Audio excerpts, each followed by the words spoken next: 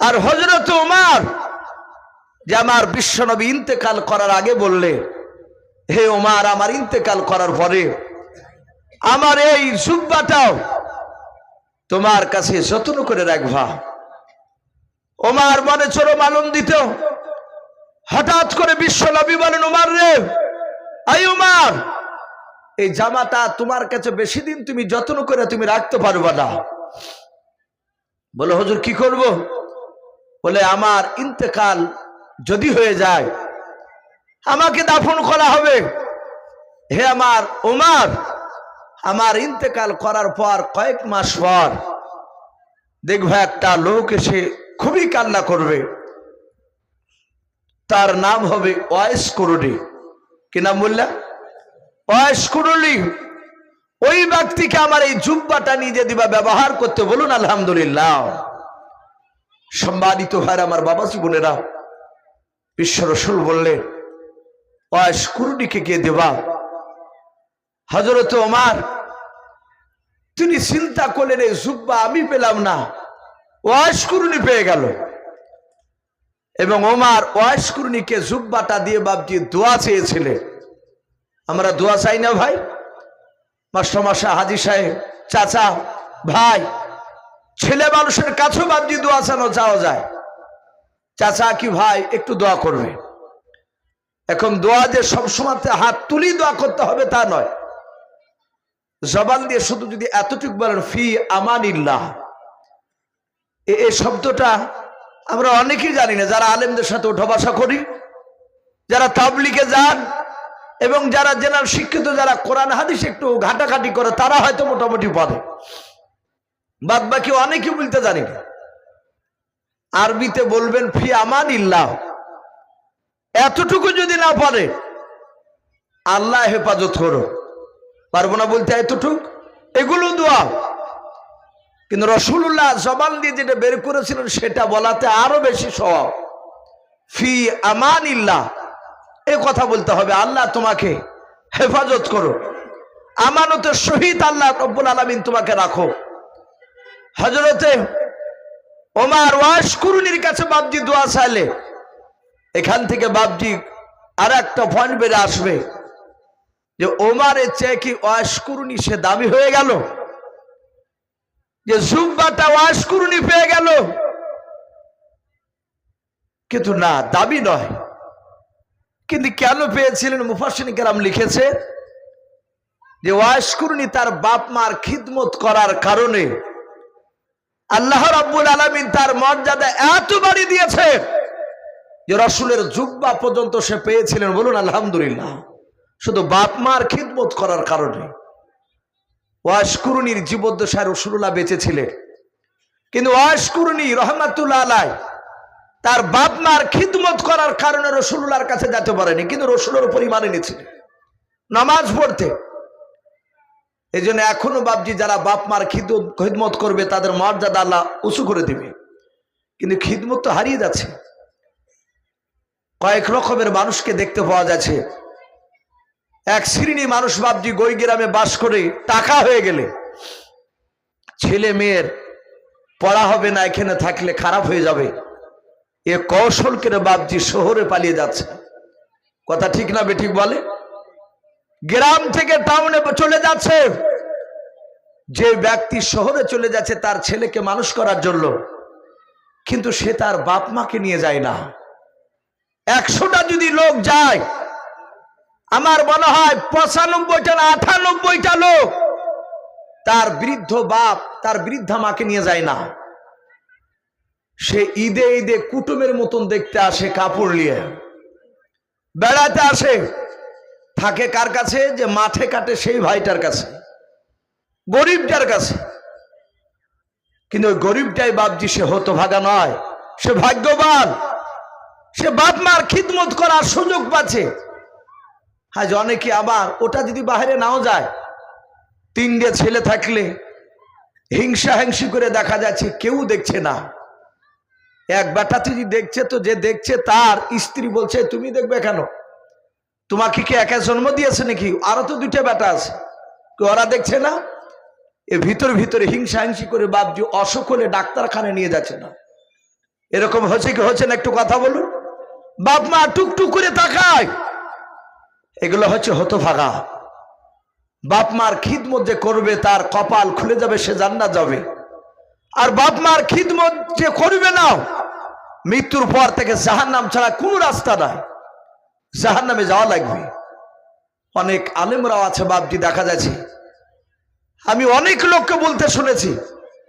আমি লালগোলাতে বাপজি ওই করোনা হয়েছিল তার আগা বছর আমার জালসা ছিল, খিদমত পিতামাতার খিদমত সম্পর্কে বিষয় ছিল আমার আলোচনা। এলাকাটা বাপজি বেদাতি এলাকা।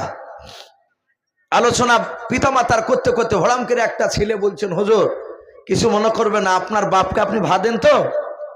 একবারে ডাইরেক্ট দাঁড়িয়ে কথা বলছে। অনেক মানুষ। আমি বললাম, ভাই আপনাদের ধারণা কি মনে হয়েছে?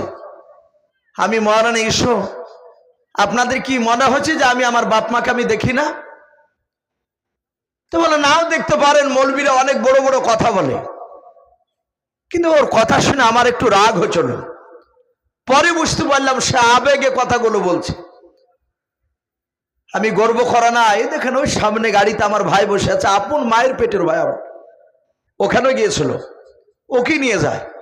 আমি বললাম, দেখেন ভাই বসে আছে গাড়িতে, গিয়ে শুধু একবার খোঁজে নেন, আমার আব্বা মা বেঁচে আছে, আমার দাদি বেঁচে আছে, আপনি খোঁজে নেন দাদি কার কাছে খায় আর বাপ মা কার কাছে খায়। যদি ইসবের কাছে না খায় যদি বলে, তাহলে আপনার টাকা তো নগদ নাই, গাড়িটা আপনার নামে রেজিস্ট্রি করে দেবেন ইনশাল্লাহ।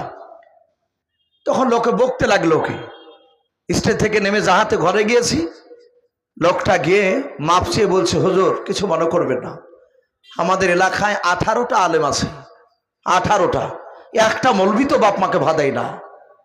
এইভাবে কথা বলছে, একটাও দেয় নাই, জন্য রাগ করে আপনাকে বলেছে হুজুর।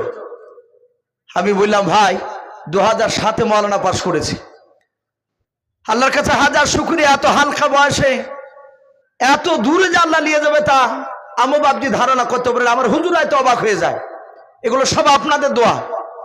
বড় বড় মহাপিলে বাপজি ডেকে নিয়ে যায়, যেসব মহাপিলে নিয়ে যায় সেই সব মহাপিলের প্রকৃতির যোগ্যতা বক্তা কিন্তু আমি নয়, কিন্তু মানুষ নিয়ে যায়। আমি বললাম, ভাই একবার গিয়ে শুধু গ্রামে খোঁজ নেবে। আমি তো বলতে পারি বড় বড় কথা, যদি প্রমাণ করতে পারেন আমি জালসা করাই বন্ধ করে দেবো ইনশাল্লাহ। তো ভাই কথাগুলো বলছি একটু দুঃখ করে। অনেককে দেখতে পাচ্ছি বাপ মাকে ভাই দায়ী নাও, অনেকেই দায়ী নাও। আমি অনুরোধ করব, বাপ মার খিদমত যদি থেকে বঞ্চিত হয়ে যান, আপনার কপাল ফাটা, মৃত্যুর পর জাহান্নাম ছাড়া কোনো রাস্তা পাবেন না আপনি। যে বাপ মাকে আপনি দেখবেন না, সে বাপ মা কোনোদিন আপনার জন্য অন্তর থেকে দোয়া বেরিয়ে আসবে না। দোয়া দেন দেন কেরা দোয়া পাওয়া যায় না, ব্যবহারে দোয়া পাওয়া যায়। এমন ব্যবহার দেখাবেন অন্তর থেকে দোয়া বেরিয়ে আসবে। ওয়াস করুনি তার বাপ মার খিদমত করার কারণে সে জুব্বা পেয়েছিলেন, কিন্তু বাপজি ওয়াস করুনি চেয়ে ওমর ফারুক রাদিয়াল্লাহু তাআলা আনহু তিনি হাজার হাজার কোটি কোটি গুণ দামি। বলুন আলহামদুলিল্লাহ।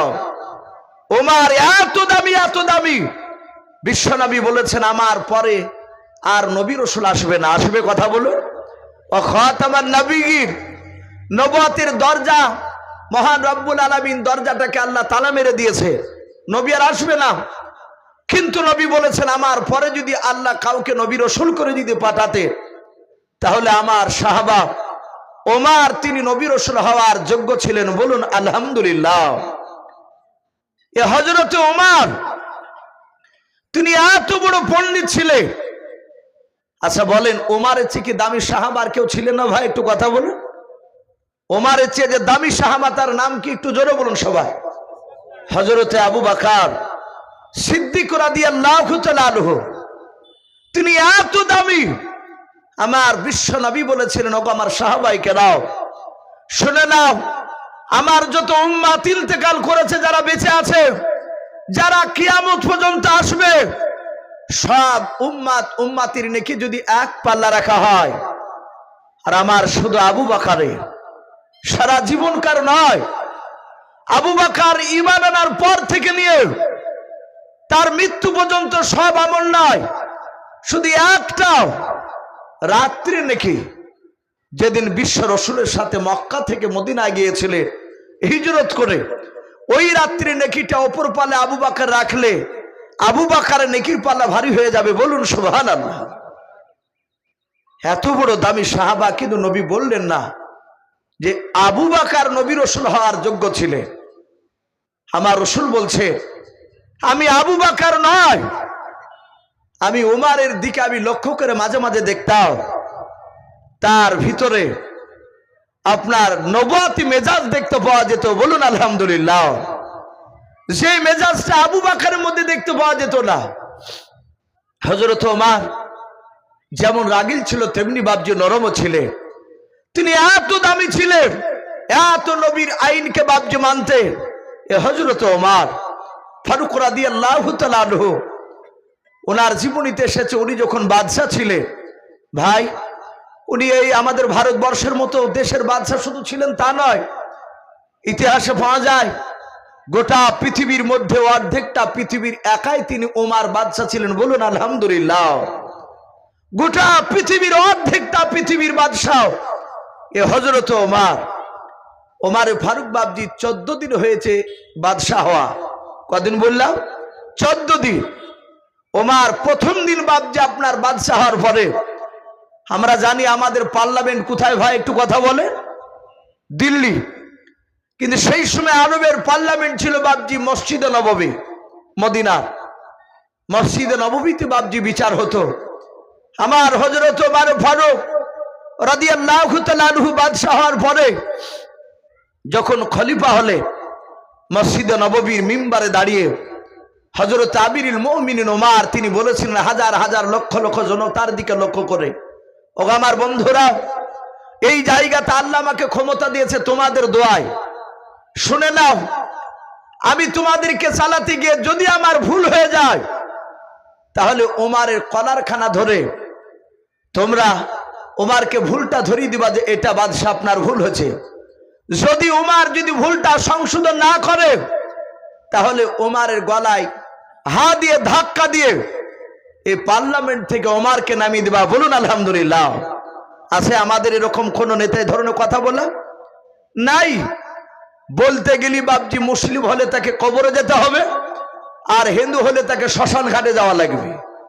অন্যায় করলে কিছু বলা যাবে না, কিন্তু ওমর বললে শুনে নাও, আমার ভুল দেখলে তোমরা আমাকে সংশোধন করে দেবা, ধরিয়ে দেওয়ার চেষ্টা করবা। যদি ভুল সংশোধন না করি তাহলে আমার গলায় ধাক্কা দিয়ে নামিয়ে দেবা। ওমর 14 দিন চলছে বাপজি তার বাদশাহী চালালো। প্রতি রাত্রিবেলায় ওমর কোনো দিন তাহাজ্জুদ নামাজ পড়ে বেরোতে, আবার কোনো দিন বাপজি আপনার বলা হয়েছে গ্রাম থেকে ঘুরে এসে আবার তাহাজ্জুদ পড়তে। এখন তো তাহাজ্জুদ পড়া লোক তো বাপজি গ্রাম আর মনে হয় না যে দুইটা একটা পাওয়া যাবে, খুব কম। 8টা 10টা গ্রাম মিলে হয়তো 1টা 2টা পাওয়া যেতে পারে। হযরত ওমর গভীর রাত্রিবেলা বাপজি শিবির এসে একটা লাঠি 2 থেকে 8 হাত লম্বা লাঠি হাতে করে নিয়ে বেরোতে, তার কোনো বডিগার্ড থাকতো না।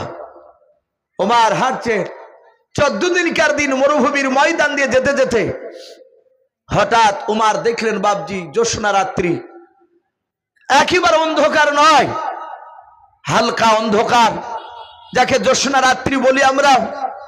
হযরত ওমর তিনি দূর থেকে দেখলেন একটা ময়দানে ছোট্ট একটা তাম্বু টাঙালো। ওমর চিন্তা করলেন আমি এর আগেও তো এসেছি, আমি বাদশাহ হওয়ার আগে এসেছি, এলাকাতে উট চড়াচ্ছি, কিন্তু এই ময়দানেতে তাম্বু দেখি নাই। ব্যাপারটি এখানে তাম্বু কেন? ওমর লাঠিকাটা হাতে করে নিয়ে একা একাই আরো টুকটুক টুকটুক করে হেঁটে গেলে কাছে গিয়ে আরেকটু কাছে গিয়ে দেখলেন ওই তাম্বুর পাশে একটা লোক কি জানো বাপজি আপনার রান্না করছে। সে বারবার ফু দিয়ে আগুন ধরাতে যাচ্ছে, ধোঁয়া বের হচ্ছে। ওমর আরেকটু কাছে গেলে প্রায় 15 হাত দূর থেকে ওমর তাকে দেখছেন ওই লোকটা 3টা পাথরকে খাড়া করে হাড়ি চাপিয়ে দিয়ে কাঠ ভরে দিয়ে আপনার আগুন ধরানোর চেষ্টা করছে, শুধু ফু দিয়ে আর ধোঁয়া বেরোয়, আগুন ধরতে চাইছে না। ওমর দেখলেন ওই হাড়ির পাশে 4-5 হাত দূরে 3টা ছোট ছোট বাচ্চা ছেলে, তারা মরুভূমির ময়দানে বাপজি বালিতে মাথা দিয়ে ঝিরঝির করে বাতাস বইছিল। বাচ্চা 3টাকে একটু হালকা ঠান্ডা লেগেছে, 2 পায়ের ভিতরে বাপজি হাত ভরে দিয়ে দেখেন লেপ কাঁথা না থাকলে ঠান্ডা লাগলে মানুষ দুই পায়ের ভিতর ভরলে একটু ঠান্ডাটা কম লাগে, হাত ভরে দিয়ে বাচ্চা তিনটে বাবজি শুয়ে ঘুমাচ্ছে। ওমর আরেকটু কাছে গেলে ওমর চিনতে পারলেন না। ওমর বললেন, ভাই তুমি কে? ওমরের হাতে লাঠিখানা দেখে যিনি আগুন ধরা ছিলেন, চুলাতে বাবজি আপনার ফুঁদি ছিলেন, ওই ব্যক্তি ভাবলেন বলা হয় কোনো ডাকাত হতে পারে। সে সময় তো চিন্তা টিন্তা হতো। সাথে হাতে ওমর বললেন, কে ভাই? ডাক দিয়ে বলে, আমি যেই হই না কেন তুমি যেখানে যাচ্ছ সেখানে যাও। লোকটা জানতো যারা বদমাইশ হবে তাদের কাছে যত আপনি নরম হবেন তত আপনাকে আরো কষ্ট দেবে। আর একটু যদি আপনি কড়া করে কথা বলেন তাহলে জানবেন যে ওর পেছনে মনে হয় শক্তি আছে, লোক আছে। ওমরকে যাহাতে গরম করলো, ওমরকে যত গরম করে ওমর তত বাপজি নরম হয়ে যায়। বলুন আলহামদুলিল্লাহ। ওমর তিনি সাথে হাতে বললেন, ভাই তুমি কেন এখানে এসেছো বললো? আরে যে তুমি কাঠ ধরাচ্ছে, কাঠ তো ভিজাও, এ তো গোটা রাত তুমি ধরাতে পারবে না। ডাক দিয়ে বললো, ভাই আমাদের বাড়ি এখানে নয়। বলে কোথায়? বলে বাড়ি আমাদের পেছনে অনেকটা দূরে। বলে এখানে কি ব্যাপার? ডাক দিয়ে বলল, ভাই ওমর বলছেন, ভাই তাম্বুর ভিতরে একটা মেয়ের কান্নার আওয়াজ বেরোছে, চিৎকার করছে মেয়েটা। কেন? বলো কে মেয়েটা?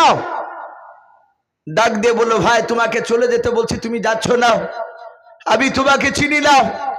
ওমর বললেন, ভাই আমার চিনার দরকার না, আগে তোমাকে বলো তুমি কেন এসেছো এখানে? আরে বাচ্চা তিনটে মাটিতে ঘুমাচ্ছে, বালিতে।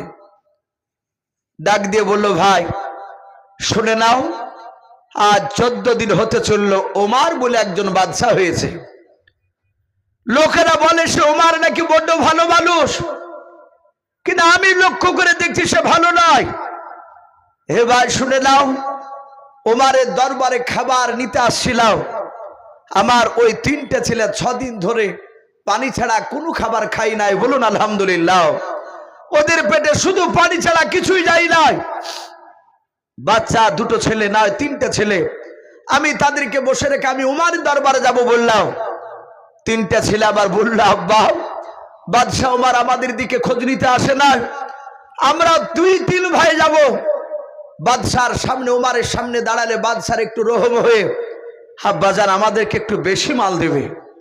ওগো আমার ভাই, আমার 3 ছেলে আমার সাথে হেঁটে আসছিল ক্ষুধার্ত অবস্থায়। আমার প্রাণের বিবি যে তাম্বুর ভিতরে যে চিৎকার করেছে, তার প্রসব বেদনা শুরু হয়েছে, তার পেটে বাচ্চা রয়েছে। আমার বিবি বলল, আমার সন্তানরা হেঁটে যাবে ক্ষুধার্ত অবস্থায়, আর আমি তার জুলুম দুঃখিনী মা ঘরে থাকবো না, এটা হতে পারে না। চলো আমিও যাব বাদশাহ দরবারে।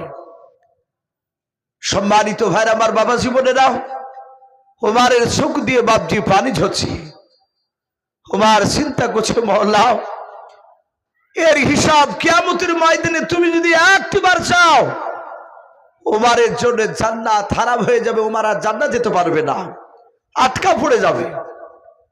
হযরত ওমর বললেন, ভাই বাদশাহ ওমর তো খুব ভালো মানুষ, হয়তো কোনো অন্য দিকে দেখতে গিয়ে তোমাদের দিকে হয়তো খোঁজ নিতে পারেনি।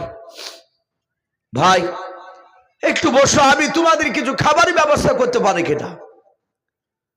হযরত ওমর ফারুক রাদিয়াল্লাহু তাআলা আনহু বাবা সোজা দৌড়ে চলে গেলেন। হযরত আমিরুল মুমিনিন ওমর বাদশাহ, অর্ধেকটা পৃথিবীর যিনি বাদশাহ বাবা, ওই বাদশাহ ওমর তার বিবিকে ডাক দিয়ে বলেছিল, আমার প্রাণের বিবি শুনে নাও, তুমি কি জান্নাত যেতে চাও? বলে হ্যাঁ। জান্নাত কেন যাব না, যেতে চাই, আমি অবশ্যই জান্নাত যেতে চাই। বাদশাহ ওমর বললেন, বিবি শুনে নাও, যদি জান্নাত পেতে হয় তাহলে তাড়াতাড়ি কিছু নেকড়া তুমি নিয়ে নাও, পুরানো তোমার কিছু কাপড়গুলো তুমি পুটলা রাখারে তুমি বেঁধে নাও। ওমর বিবি বাপজি তাড়াহুড়া করে পুটলাগুলো নিয়ে নিলেন। কাপড়ের বাপজি আপনার পুটলা খুলে করে নিয়ে বাপজি দাঁড়িয়ে আছে। ডাকে দিয়ে বলে, বাদশাহ তাড়াতাড়ি আসুন, আপনার অর্ধেকিনী বিবি আমি রেডি হয়ে গিয়েছে। হযরত ওমর বায়তুল মাল যে ঘরে আছেন সেই ঘরে বাপজি বস্তা নিয়ে গিয়ে নিজে হাতে কিছু জব, কিছু বাপজি আপনার খেজুর, কিছু বাপজি গমের আটা, কিছু ঘি বাপজি আপনার ঢোবে করে ভরে নিতে শুরু করে দিলাম। ওই বস্তায় বাপজি ভরেছেন, এক বস্তা বাপজি সব কিছু মাল বাপজি নিয়ে মাথায় আর উঠাতে পারে না। ওমর বাপজি আপনার একটা খাদিম ছিল, ওই খাদিমটা হযরত আসলাম রাদিয়াল্লাহু তাআলা আনহু বলে নাম বাবা। উনি দেখলেন বাদশাহ ওমর ওই বায়তুল মাল ঘরে কেন বস্তা মাথায় নিতে যাচ্ছে। হযরত ওমরের গোলাম খাদিম দৌড়ে গিয়ে বলেছিল, গো বাদশাহ, আপনার কাছে খিদমত করার জন্য আল্লাহ আমাকে পাঠিয়ে দিয়েছে। ও গো বাদশাহ নামদার, আপনি কেন একাই এই আপনি কি করতে যাচ্ছেন, এই বস্তা কেন উঠাতে যাচ্ছেন বলেন। বাদশাহ নামদার, আপনি কেন উঠাতে যাচ্ছেন ওমরকে ডাক দিয়ে নাই। ওই বাপজি আপনার সঙ্গে সঙ্গে আপনার ওই আপনার গোলামটা ওমরের গোলাম ডাক দিয়ে বলে, বাদশাহ আপনি একটু বসুন, আমি আর একজন ব্যক্তিকে ডেকে নিয়ে আসি।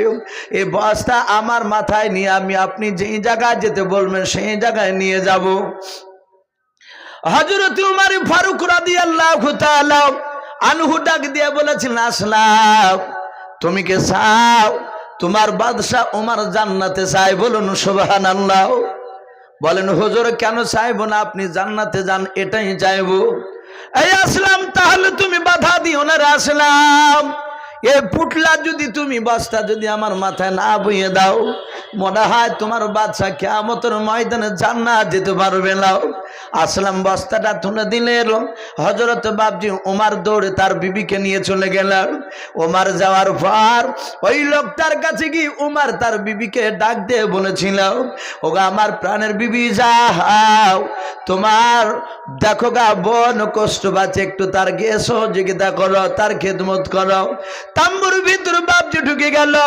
হযরত উমর বাপজি আপনার ওই হাড়ির পানিটা ফেলে দিলাম। দেখলেন হাড়ির পানিতে বাপজি কয়েকটা পাথর ভরা ছিল, অন্য কোনো খাবার ছিল না রে বাবা। আল্লাহর নবী জনাবি মুহাম্মদ রাসূলুল্লাহ সাল্লাল্লাহু তাআলা আলাইহি ওয়াসাল্লামের বাপজি হাদিস আমরা পড়েছি। মুফতি সাহেবরা চন্দ্রহাট মাদ্রাসায় বাপজি পড়ায়, যেহেতু বড় মাদ্রাসা, ওই মাদ্রাসায় পড়াগুলো বাপজি আপনার পড়ানো হয়। আমরা হাদিসে পড়েছি নবী পর্যন্ত বাপজি পেটে পাথর বাঁধতেন খোদার জ্বালায়। সাহাবারাও পেটে বাপজি পাথর বাঁধতেন খোদার জ্বালায়। এমনকি হাসান হুসাইন পর্যন্ত বাপজি পাথর বেঁধেছিল। সেটা বাবা আমরা হাদিসে বাপজি শুনেছিলাম, এখন বাস্তবে বাবা যারা পেপার পত্রিকা বাপজি পড়েন, আপনার ফিলিস্তিনের আমার মুসলমান বাপজি ভাইয়েরাও ছোট ছোট বাচ্চা ছেলেকে পর্যন্ত বাপজি খবর দেখতে পাওয়া যাচ্ছে, জামার তলে দড়ি দিয়ে বাপজি পাথরকে বেঁধে রেখেছে খোদার তাড়নায়। ফিলিস্তিনে চলছে এ রোজাতে অনেক ফিলিস্তিন ভাইয়েরাও তারা ঘাস খেয়ে ইফতার খুলছে। এটা আমরা অনেকে দেখতে পাচ্ছি, পাথর বেঁধেছে।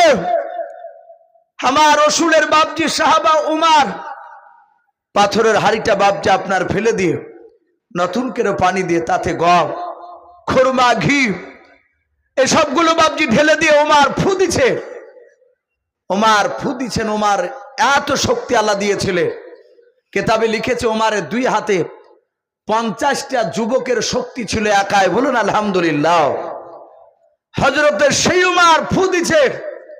উমর এমন ভাবে ফু দিচ্ছেন যে ফুয়ে তার দাড়ির ভিতর দিয়ে ধোঁয়া বেরোছে। লোকটা পাশ থেকে বলছেন, ভাই এ তোমার মতো লোকটা কি বাদশা হওয়ার দরকার ছিল? সে জানে নাই যে ওমর তোমাকে কেন করেনি। ওমর বাদশাহ ভুল হয়েছে। ওমর আগুন ধরে খাবার রান্না করলে ওমর বলেন, ভাই কিছু মনে করো না। ছেলে তিনটেকে বাপজি ওমর হাত বুলি বুলি ডাকলে, মানুষ ঘুমে থাকলে তাকে ডাকার সুন্নাত রয়েছে, নিয়ম আছে।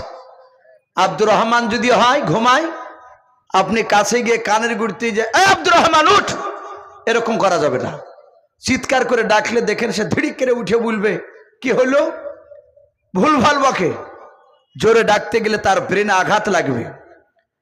আপনি গায়ে হাত বোলান, পায়ের দিকে ভাবে গায়ে হাত বোলান, আস্তে আস্তে বলুন, ভাই কি চাচা, নাম যদি ছোট হয় আব্দুর রহমান, আব্দুর রহমান, আস্তে করে ডাকুন।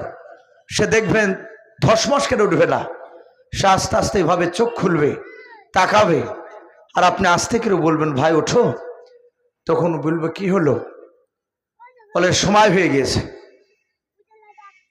হযরতে ওমর অত বড় পৃথিবীর অর্ধেকটা বাদশাহ, ওমর আস্তে করে বাপজি হাত বোলাচ্ছেন, 3টে ছেলে উঠলো। ওমর 3টা ছেলেকে নিজে হাতে বাপজি খাবারও খাওয়ালেন। ওই লোকটা ওমরের ব্যবহার দেখে বাপজি আরো আস্তে আস্তে মুগ্ধ হয়ে যাচ্ছেন। রে বাবা, ওমর 3টে ছেলেকে খাওয়ানোর পর বাপজি খেলাধুলা করতে লাগলেন ওই ময়দানে রাত্রিবেলায়। ওই 3টা বাচ্চা বাপজি ওমরের কোন সময় পাঞ্জাবি ধরে টানে, কোন সময় বাপজি মাথাটা নিচে করলে দাড়ি কানা ধরে টানে। ওমর হাসে, ওরাও হাসে। ওমর দেখেছিলেন এই ছেলেরা ক্ষুধার তাড়নায় তাদের চোখ দিয়ে পানি ঝরেছিল, এ মুখ দিয়ে কান্না বেড়েছিল। কিয়ামতের ময়দানে আমি উত্তর দিতে পারবো না, আমি ওমর, আমি এদের চোখ দিয়ে আমি পানি নাই, মুখ দিয়ে হাসিটা বের করতে চাই। বলুন আলহামদুলিল্লাহ। ওমর বাপজি খেলাধুলা করেছিলেন আর বারবার বলছিলেন ভাই তোমার মতো লোকটাই বাঁচা দরকার ছিল, তুমি উপযুক্ত যোগ্য মানুষ। যখন বাপজি কথা বলছিলেন আর তাম্বুরির ভিতর থেকে বাবা বাচ্চার আওয়াজটা যখন বেরিয়ে আসলো, সঙ্গে সঙ্গে বাবা ওমরের বাপজি ভেবে ডাক দিয়ে বলল, ও আমিরুল মুমিনিন বাদশাহ। ওরা দুজনায় ওই জায়গায় দাঁড়িয়ে ছিল আর 3টা বাচ্চা সাইডে ছিল। বাবা হযরত ওমরকে বাদশাহ নামদার বলে ডাক দিয়েছেন ওই তাম্বুর ভিতর থেকে ওমরের বাপ যে ভেবে, আর যিনি আপনার এসেছিলেন ওমরের দরবারে বিচার দিতে বাবা খাবার নিতে, ওই ব্যক্তি ডান দিকে বাম দিকে চারিদিকে তাকাচ্ছেন, বাদশাহ ওমর তো এখানে নাই। আবার ডাক দে বলো গো বাদশাহ ওমর, ও আমিরুল মুমিনিন বাদশাহ নামদার। ওমর বললেন কি হলো বলো ভেবে। বলে বাদশাহ আপনার প্রিয় প্রিয় বন্ধুকে বলে দেন তার বিবির বেটা সন্তান হয়েছে, বলুন আলহামদুলিল্লাহ। ওমর বললেন ভাই তোমার বিবির বেটা সন্তান হয়েছে। উনি অবাক, অনেক গালিগালাজ ওমরকে দিয়েছিল ওর সামনে, রাগ করেনি ওমর। ওমর বললেন ভাই তোমার বেটা সন্তান হয়েছে। সাথে হাতে ওমরের পা দুখানা জোরে জোরে বলছেন ভাই সত্যি আপনি ওমর, আপনি বাদশার যোগ্য, বলুন আলহামদুলিল্লাহ। সঙ্গে সঙ্গে উসমান গনি রাদিয়াল্লাহু তাআলা আনহু আর হযরত আলী রাদিয়াল্লাহু তাআলা আনহু তিনি যাচ্ছিলেন। ওমর বললেন ভাই তুমি ক্ষমা করে দাও। ওই লোকটা বলে আমি ক্ষমা করে দিয়েছি। সাথে হাতে ওমর আর উসমানকে দেখে বললেন উসমান ওমর এই কাগজটা তো তোমরা দুজনায় সিগনেচার করে দাও, সহি করে দাও। এই লোকটা কিয়ামতের ময়দানে যদি উমরের বিরুদ্ধে বিচার দেয় তাহলে আমি কাগজখানা আল্লাহকে বলতে পারবো বিশ্ব নবীজির 2 জামায় সাক্ষী রয়েছে, ওই লোকটা আমাকে মাফ করে দিয়েছে, বলুন আলহামদুলিল্লাহ। ভাই বলার উদ্দেশ্যে এ ছিল সে ওমর। ওমর এত দামি ছিলেন। ওমর নবুয়াত যোগ্যতা যে বাপজি ছিলেন তার অনেক কারণ রয়েছে। কিতাবে লিখেছে ওমর ইলমে তাসাউফের বাপজি সম্রাট ছিলেন, বলুন আলহামদুলিল্লাহ। ইলমে তাসাউফ সবাই হাসিল করতে পারে না, শরিয়াতের জ্ঞানের সাথে হাতে ইলমে তাসাউফের বাপজি জ্ঞান অর্জন হয়। কেমন ছিল ওমর? ওমরের ছোট্ট একটা ঘটনা বলি বাপজি, আমি দোয়া করে দেবো ইনশাল্লাহ। আমরা দোয়া নিয়ে সকলে আপন আপন বাড়ি চলে যাব। রাত্রি প্রায় এ দেখেন 10টা বাজতে চললো। তো হযরত ওমর ফারুক রাদিয়াল্লাহু তাআলা আনহু তিনি কত বড় বাপজি দামি বাদশা ছিলেন, তিনি কত বড় সাহাবা দামি ছিলেন। ওমরের জামানাতে হযরতে আলী রাদিয়াল্লাহু তাআলা আনহু তিনি একটা ঘটনা বলছে। আলী ছিলেন ওমরের নয় বিশ্ব নবীজির আপন ছোট জামাই। কে ছিলেন? ছোট জামাই আলী। আর ওমর আমার বিশ্ব নবীজির বাপজি শ্বশুর মশাই ছিলেন। ওমরের একটা বিটির নাম ছিল হাফসা রাদিয়াল্লাহু তাআলা আনহা, তার সাথে নবীজির বিয়ে হয়েছিল। যেমন আবু বকর সিদ্দিক রাদিয়াল্লাহু তাআলা আনহুর বিটি মাইসা সিদ্দিকার সাথে রাসূলুল্লাহর বিয়ে হয়েছিল। তাহলে আবু বকর ও শ্বশুর বন্ধু এবং ওমর বাবজি নবীজির শ্বশুর মশাই বন্ধু। এ ওমর যখন বাদশা ছিলেন তখন বলেন বিশ্বনবী বেঁচে ছিলেন না ইন্তেকাল করেছিলেন? একটু চিন্তা করে বলুন। ওমর যখন বাদশা ছিলেন তখন নবী ইন্তেকাল করেছিলেন না বেঁচে ছিলেন? ইন্তেকাল করেছিলেন। নবী মদিনাতুল মানওয়ারায় সবুজ গম্বুজের তলে শুয়ে, কারণ নবী ইন্তেকাল করার পরে আবু বকর বাদশা হলে, আবু বকর ইন্তেকাল করার পরে দ্বিতীয় বাদশা হযরত ওমর ফারুক রাদিয়াল্লাহু তাআলা আনহু তিনি ছিলেন। এই ওমরের জামানায় হযরত আলী বলে আমি রাত্রিবেলায় শুয়েছিলাম। কোথায় ছিলে? বাড়িতে। আলী বলছেন আমি বিছানায় শুয়ে ঘুমিয়ে গিয়েছিলাম রাত্রিবেলায়। হযরত আলী বলেন আমি রাত্রিবেলায় স্বপ্ন দেখছিলাম। আলী বলছেন এটা স্বপ্নে? আমি স্বপ্ন দেখছিলাম। কি স্বপ্ন দেখছিলে?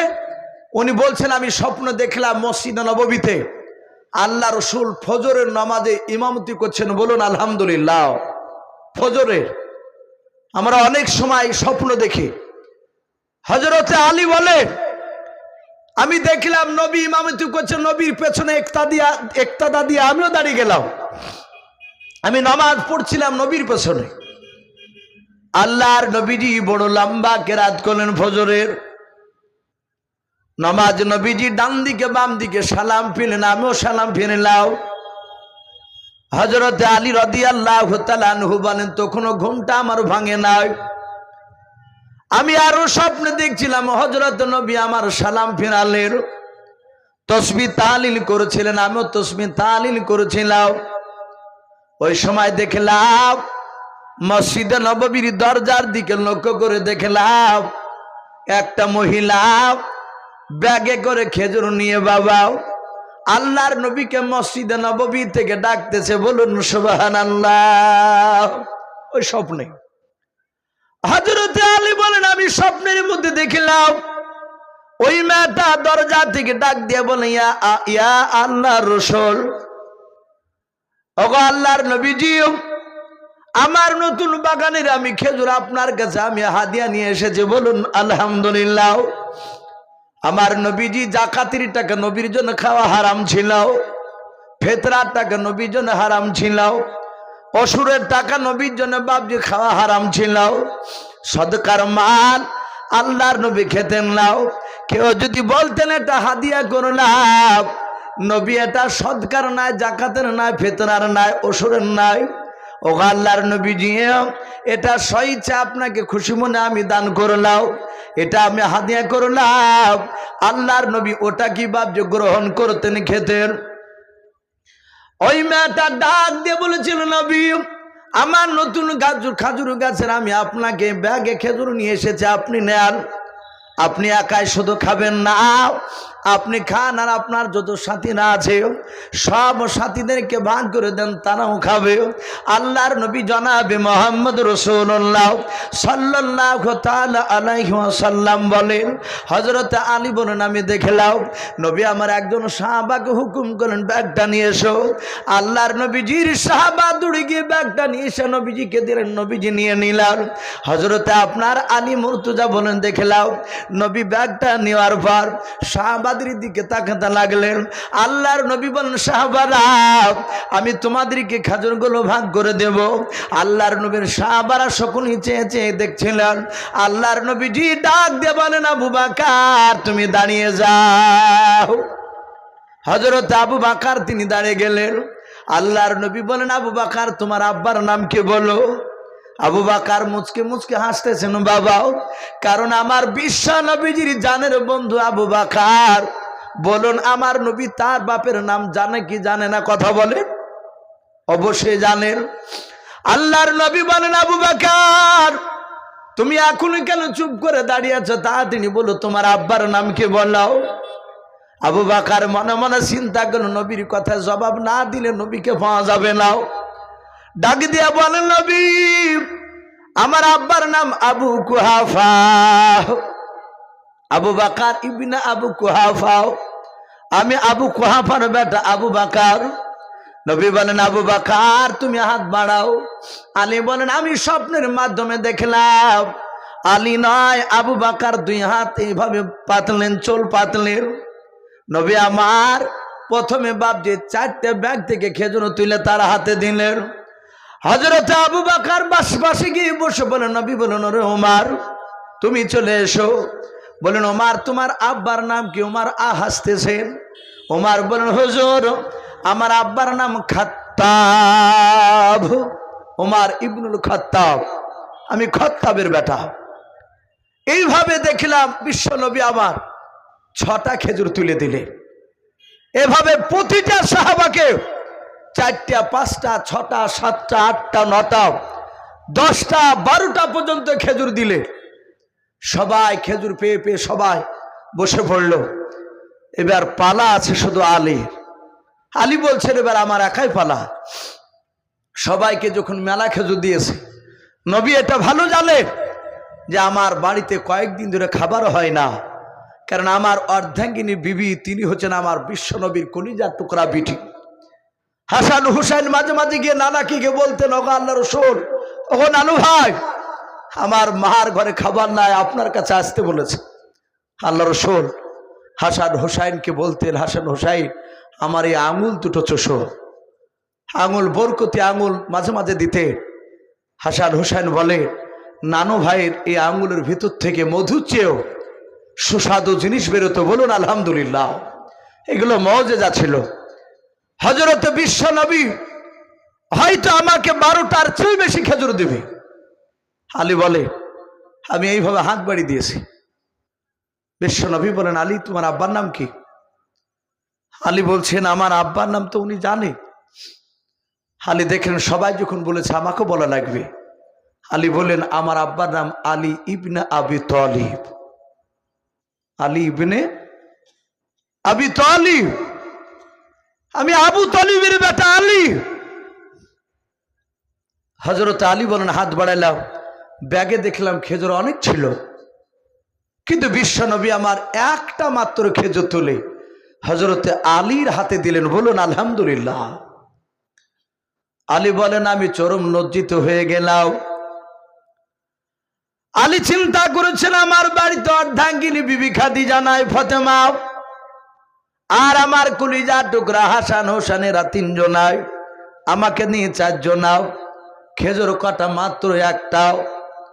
হযরত আলী চিন্তা করেছেন অধাধি করল ভাগ হবে না, আমি কেমন করে ভাগ করে দেব, তো পেটু ভরবে নাও।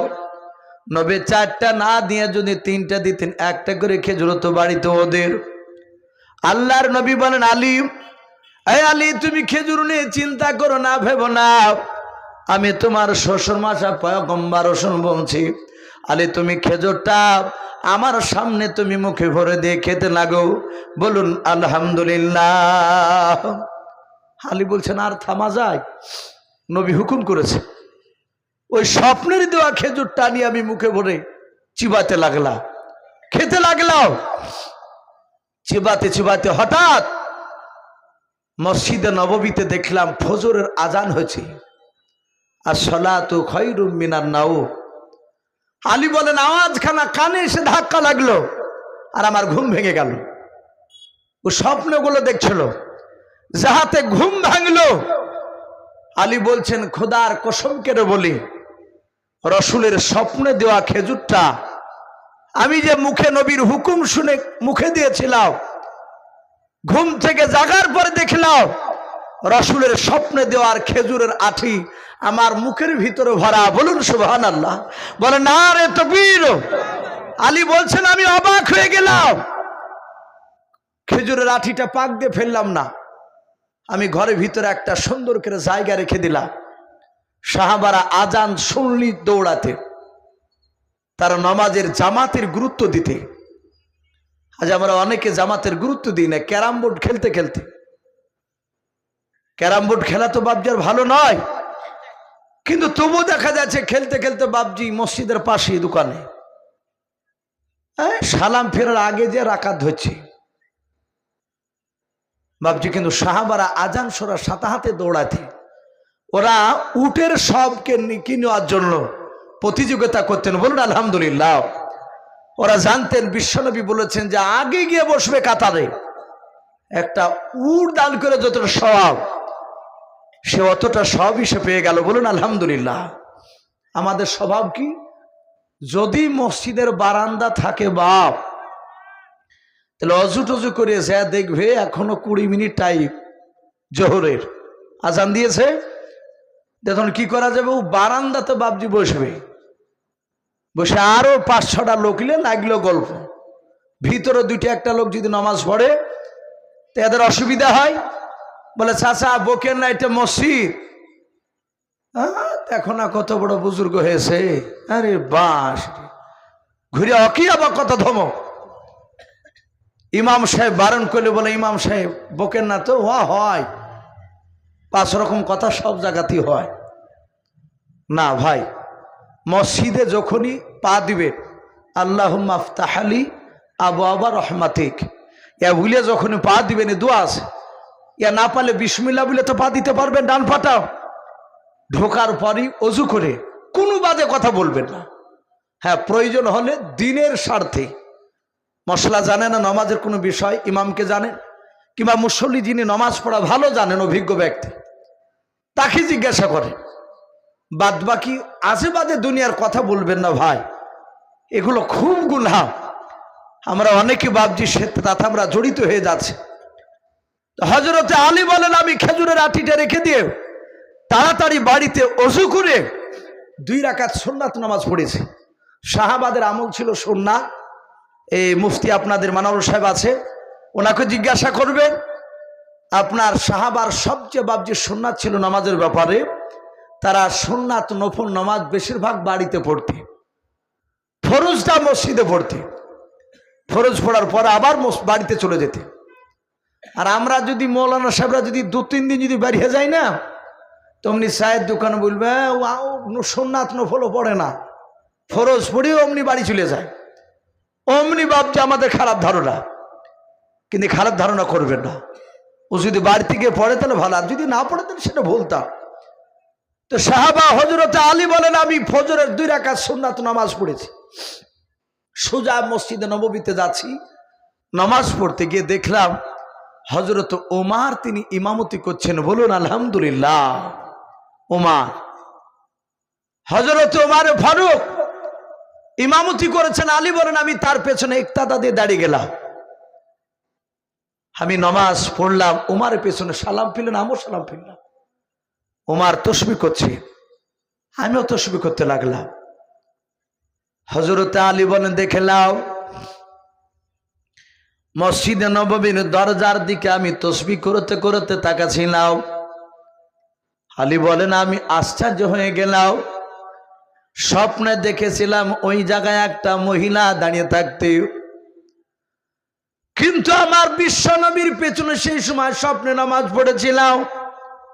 বাস্তবে কিন্তু বাপজি আমি দেখলাম ওমর নবীর জায়গাতে ওমর ইমামতি করেছে। আরে একটা মেয়ে ডাকছে নিয়া আমিরুল মুমিনিন, হে বাদশাহ ওমর, আমার বাগানের খেজুর আমি আপনাকে হাদিয়া করেছি, আপনি নেন, আপনি খান, আপনার সাথী ভাইদেরকে ভাগ করে দেন, তারাও খাবে। হযরত আলী বলে দেখলাম ওমর একজন সাহাবাকে দিয়ে আনালেন খেজুরের ব্যাগটা নিয়ে রোপার। আলী বলেন আমি তাকে দেখে দেখছিলাম ওমরের ভাগ করাও। আলী বলেন একেবারে হুবহু আমার রাসূলুল্লাহ স্বপ্নে যেভাবে খাজুরটা ভাগ করেছিল ওইভাবে ওমর খাজুর ভাগ করতে লাগলো, বলুন আলহামদুলিল্লাহ। একদম ওইভাবে ভাগ করেছে, 4টে থেকে শুরু করেছে, সবাইকে খেজুর দিয়ে দিল। এবার আলী বলছেন শুধু আমি একাই বাকি আছি। হযরত আলী বলেন আমি হাতখানা বানিয়ে দিলাম, নবী আমাকে একটা মাত্র খেজুর দিয়েছিলেন, ওমর যদি একটা দেয় ওমরকে আমি বলবো ওমর তোমার সাথে আমি অনেক খেলাধুলা করেছি, অনেক জায়গায় যুদ্ধের ময়দানে গিয়েছে, বেঈমানের সাথে নয়, তোমার হয়ে বেঈমানের বিরুদ্ধে আমরা লড়াই করেছি। ওমরের কাছে আমি খেজুর চাইব। আল্লাহর নবীর সাহাবা আলী বলেন আমি হাত বানালাম। ওমর বলেন আলী বলেন, দেখলাম উমার ব্যাগ থেকে বাবা একটা খেজুর বের করে আলীর হাতে দিয়ে দিলেন। বলুন সুবহানাল্লাহ। আলী বলছেন, ভাই উমার, একটা দিলে কেন, আর 3-4টে দাও, ওদের কত দিয়েছো? উমার মুচকে মুচকে হাসছেন আর বলছেন, আলী, রসুল তোমাকে রাতে কটা খেজুর দিয়েছিল? বলুন সুবহানাল্লাহ। আলী অবাক, স্বপ্ন দেখেছি আমি, আলী খেজুর মুখে দিয়েছিলাম আমি। মসজিদে নববীতে আসতে গিয়ে উমার সাথে আমার দেখা হয়নি, কোন সাহাবার সাথে দেখা হয়নি, আমি কাউকে বলি নাই। খেজুরের আঠিটা রেখে অজু করে নামাজ পড়ে আসতে তাদের এই খেজুরের কথা জানলো কি করে ওমর? বলে, ওমর বলছেন, আলী ভাই বলো কটা কটা দিয়েছিল? বলে, হুজুর, ও আমিরুল মুমিনিন বাদশাহ ওমর, রসুল একটা দিয়েছিলেন। নবীকে নয়, আলীকে বলছেন, ওমর, আমি উমার তোমাকে একটার বেশি দুটো দিতে পারবো না। বলুন আলহামদুলিল্লাহ। নবী যদি দুটো দিত আমি তোমাকে দুটো দিতাম, নবী যদি 3টে দিত তাহলে আমি তোমাকে 3টে দিতাম। প্রশ্ন হতে পারে, আলীর স্বপ্নের কথা জানলেন কেমন করে? ওমর, এটি কি ইলমে তাসাউফের জ্ঞান বলা হয়েছে? নবী বলছেন, আমার আলী ইলমে তাসাউফের তিনি সম্রাট ছিলেন। মহান রব্বুল আলামিন হযরত ওমরকে আলীর স্বপ্নের কথাটা জানিয়ে দিয়েছিলেন। বলুন আলহামদুলিল্লাহ। ভাই, এই ছিল সে ওমর, উনিও দোয়া চেয়েছে। এখানে মুফতি সাহেবরা, তাদের ইমাম, আপনাদের যে সম্মানীয় ইমাম, আপনাদেরই মতামত নিয়ে বাপ যেসব মাহফিলগুলো আলোচনা হয়েছে, শুধু একটা উদ্দেশ্য, দোয়া। যে মানুষ আমরা সারাদিন নামাজ টামাজ পড়ে হয়তো কেরাত প্রতিযোগিতা করার পর শেষের বেলা একটু দোয়া করব। ঈদের রাত্রিতে দোয়া কবুল হয়। বলুন আলহামদুলিল্লাহ। অনেক সময় নফল ইবাদত আমরা করি, অনেক সময়। তো ভাই, ইনশাআল্লাহ আমরা এক্ষুনি দোয়া করব। আমি প্রতিটা বাপজি ভাইদেরকে বলবো, আপনারা সকলে একবার দুরূদ ইব্রাহিম পড়ুন। আল্লাহুম্মা সাল্লি আলা মুহাম্মাদি ওয়া আলা আলি মুহাম্মাদ কামা সাল্লাইতা আলা ইব্রাহিম ওয়া আলা আলি ইব্রাহিমা ইন্নাকা হামিদুম মাজিদ। আল্লাহুম্মা বারিক আলা মুহাম্মাদি ওয়া আলা আলি মুহাম্মাদ কামা বারাকতা আলা ইব্রাহিম ওয়া আলা আলি ইব্রাহিমা ইন্নাকা হামিদুম মাজিদ। সাল্লাল্লাহু তাআলা আলাইহি ওয়াসাল্লাম। ভাই, আমি আবার বলছি, এই রহমতের মজলিসটা করেছেন, এটা খুব ভালো। হয়তো ভাববেন যে হ্যাঁ, আপনি তো ভালো বলবেন, আপনি তো টাকা পাবেন পকেট গরমভাবে, এ করলে তো আপনাদেরই তো লাভ। না ভাই, শুধু টাকা বলে নয়, যেহেতু আমরা কবরকে বিশ্বাস করি, জাহান্নামকে বিশ্বাস করি, জান্নাতকে বিশ্বাস করি, এই দোয়াটা ভালো। অনেক মানুষ হয়তো বাধা দিবে আবার আগামী বছরে। তাই যুবক ছেলেদেরকে বলবো, যুবক, তোমরা কখনই মাথাতে আনবা না যে আগামী বছরে বাদ দিয়ে আবার গান বাজানা দিব। এ কথা কখনই আনবা না। সারা জীবনই তো গুনাহ করছি, কমসে কম ঈদের দিন তো গুনাহ থেকে বাঁচি। ঈদের দিন এত দাম দাম বলা হয়েছে, গোটা বছরের মধ্যে দুটো আমাদের খুশি দিন। আল্লাহ রসুল খুশি করতে বলেছে ইবাদত দিয়ে, শরিয়াত অনুযায়ী। শরিয়াতের বাইরে খুশি করা যাবে না। আমরা ইনশাআল্লাহ গুনহার দিকে আগামী বছর আমরা যাব না। বলুন ইনশাআল্লাহ। আল্লাহ কবুল করুন। বলুন আল্লাহুম্মা আমিন। ছোট্ট একটা বাপজি নাত পড়ি, ইনশাআল্লাহ দেওয়া হবে। আজ নবী গো আমার গড়ায়া সংসার, হিজরত করিলেন সোনার মদিনায়। আজ নবী গো আমার গড়ায়া সংসার, হিজরত করিলেন সোনার মদিনায়। আর আব্দুল্লাহর পৃষ্ঠ হতে ওই মা আমিনার সেঁকে মেতে ওই জন্ম নিলেন নবী মাকাতে। আজ নবী গো আমার গড়ায়া সংসার, শুয়ে আছেন সোনার মদিনায়। আজ নবী গো আমার গড়ায়া সংসার, আরাম করিলেন সোনার মদিনায়। আর নবীর নামে আর নবীর নামে দুরূদ পড়িলে, নবীর নামে দুরূদ পড়িলে ওই হাবিয়া দুজখ নিভে যায়। আজ নবী গো আমার গড়ায়া সংসার হিজরত করেন সোনার মদিনায়। আর নবী উম্মতের মায়ায় এখনো কেঁদে যায়, নবী উম্মতের মায়ায় এখনো কেঁদে যায়। ওই আশিকের কান্দন বোঝা যায়। আজ নবী গো আমার গড়ায়া সংসার শুয়ে আছেন সোনার মদিনায়। আজ নবী গো আমার গড়ায়া সংসার শুয়ে আছেন সোনার মদিনায়। ভাই এখনই দেওয়া হবে, আমি অনুরোধ করব ভাই দেখেন সবই বুঝতে পারছেন, 1 মাস খাওয়া নাই দিনের বেলায়, আর লোভ সামলাতে না পারে তাতে ইমাম মানুষ কয়েক বাড়িতে বাবজি এ খাবো না আর শুনবে না, একটু মিষ্টি দই বাবজি আপনার খেতে কি একটু অসুবিধা হচ্ছে আমার। তো ভাই যাই হোক অনেকক্ষণ হয়েছে, আল্লাহ বেঁচে রাখলে আবার অন্যদিন হবে।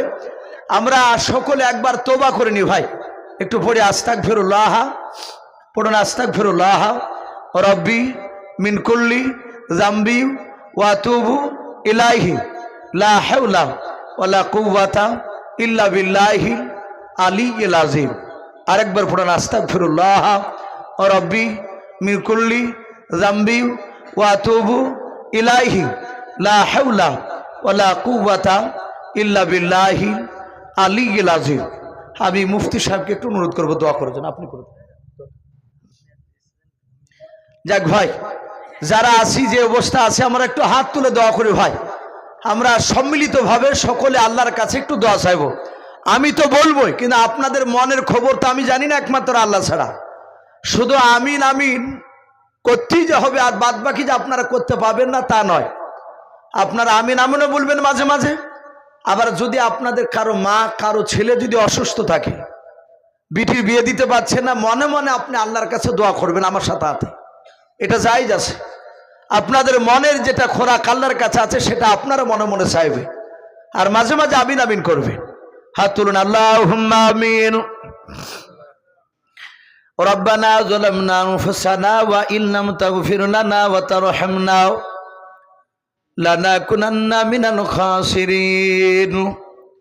রব্বানা লা তুযিগ কুলুবানা বা'দা ইয হাদাইতানা ওয়া হাব লানা মিন লাদুনকা রাহমা ইন্নাকা আনতাল ওয়াহ্হাব। আয় আল্লাহ, রাত্রি প্রায় 10:30 বাজতে চলল রে মাওলা। আয় আল্লাহ, গভীর রাত্রিতে তোমার ইমানদার বান্দা বান্দীদেরকে নিয়ে মাওলা আমি তোমার গুনাহগার বান্দা খতাকার বান্দা। আয় আল্লাহ, গুনাহগার বান্দা হয়ে তোমার ইমানদার বান্দা বান্দীদেরকে নিয়ে তোমার শাহী দরবারে হাত উঠিয়েছি। রব্বুল আলামিন, তুমি দয়া মেহেরবান করে আমাদের সকলের হাতগুলো তুমি কবুল করে নাও। আয় আল্লাহ, আমরা সকলে গুনাহগার খাকসার নাদান তোমার বান্দাও, দিনের আলো রাত্রির অন্ধকার মালা যাবতীয় গুনাহ করে ফেলেছি। ওগো রব্বুল আলামিন, তুমি দয়া মেহেরবান করে আমাদের সকলের ছোট বড় জীবনের যাবতীয় গুনাহগুলো তুমি মাফ করে দাও। আয় আল্লাহ, পবিত্র ঈদুল ফিতর রাত্রি মহলাস, আয় আল্লাহ ঈদের নামাজ পড়েছি রে মাওলা।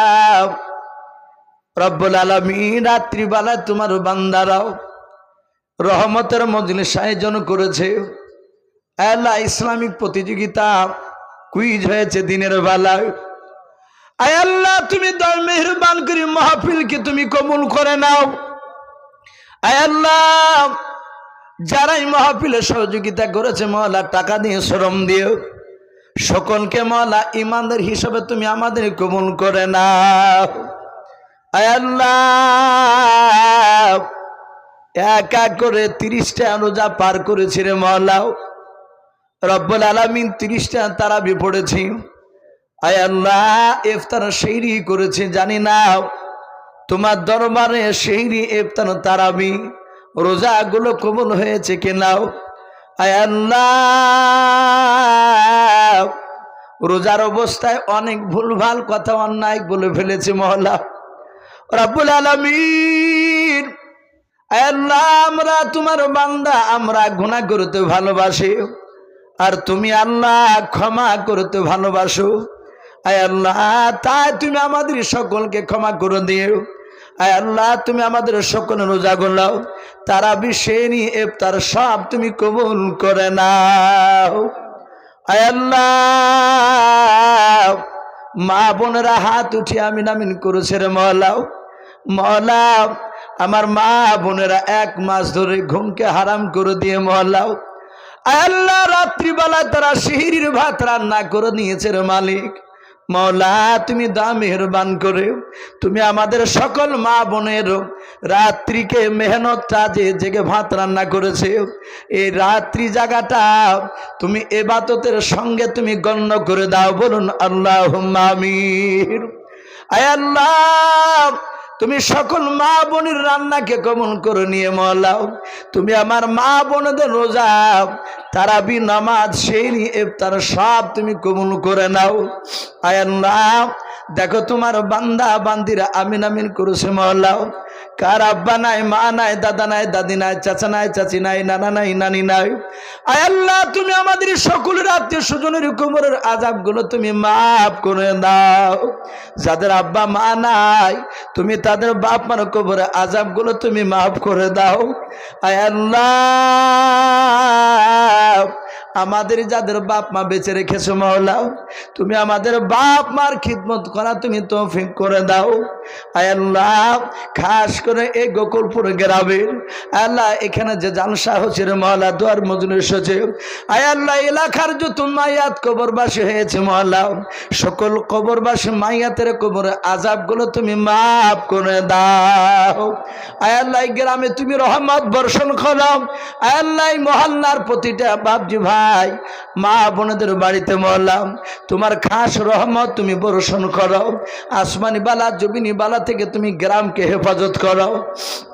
আয় আল্লাহ, খাস করে মওলাই করিম, এই গ্রামের সম্মানীয় ইমাম সাহেবকে তুমি কবুল করে নাও, মসজিদের যোগ্য ইমাম হিসাবে তুমি কবুল করে নাও। আয় আল্লাহ, আমার বন্ধুবার খুব কাছের বন্ধু হযরত মাওলানা মুফতি মানারুল হোসেন মাদ্দাজুল আলিম, আয় আল্লাহ, আমার বাম পাশে বসে হাত উঠিয়ে আমিন আমিন করেছে রে মওলা। আয় আল্লাহ, মুর্শিদাবাদ জেলা শুধু নাই, গোটা পশ্চিম বাংলার মধ্যে এই চন্দ্রহাট মাদ্রাসা একটা নাম করা মাদ্রাসা। আয় আল্লাহ, এই বড় মাদ্রাসার উনি হেড মাওলানা হিসেবে আছে মওলা। আল্লাহ, তুমি তাকে সঠিকভাবে আল্লাহ তুমি মাদ্রাসা চালানোর তুমি তৌফিক দান করো। আল্লাহ, মাদ্রাসা চালানোর তুমি তাকে হিকমত দান করো। এলাকার মানুষের আল্লাহ মহাব্বত তার দিলে তুমি ভরিয়ে দাও। আল্লাহ, আল্লাহ, তার দ্বারাই এই মাদ্রাসার আরো তুমি উন্নতি তুমি করিয়ে নাও। এই মাদ্রাসা থেকে যেন মওলাই কেরাম আগামীতে আরো বড় বড় মওলানা মুফতি সাহেব মুহাদ্দিস হয়ে যেন বেড়ে যেতে পারে, সেই তুমি তৌফিক করে দাও। আয় আল্লাহ, খাস করে দোয়াটুকু নবীর ওসিলা করে বলি কবুল করে নাও। যত নবীর রসুল ওলি আলো পাঠিয়েছ সকলে আর রসুল তুমি পৌঁছিয়ে দাও। সুবহান রাব্বিকা রাব্বিল ইজ্জাতি আম্মা ইয়াসিফুন ওয়া সালামুন আলাল মুরসালিন ওয়ালহামদুলিল্লাহি রাব্বিল আলামিন। আসসালামু আলাইকুম ওয়া রাহমাতুল্লাহি ওয়া বারাকাতুহু।